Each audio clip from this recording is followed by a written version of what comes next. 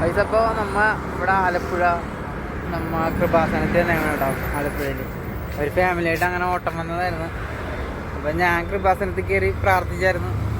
ആ കാര്യങ്ങളൊക്കെ പറയണമല്ലേ. ഈ ലോക്കറ്റ് അവിടെ നിന്ന് മേടിച്ച കേട്ടോ.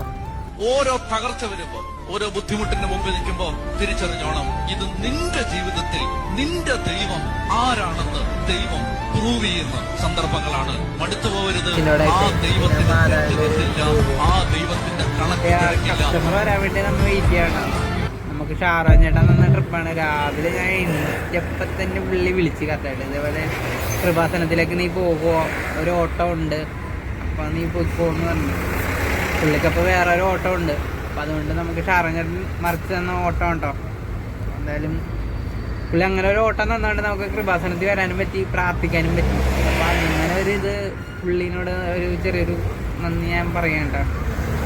കൃപാസനത്തിൽ വരണമെന്ന് ഞാൻ കുറേ നാളായിട്ട് ആഗ്രഹിക്കുന്നുണ്ട്. അങ്ങനെ വന്ന് എന്താ പറയുക, അതിനുള്ള ഒരു ഭാഗ്യം കിട്ടിയായിരുന്നു. അപ്പോൾ ഓക്കെ.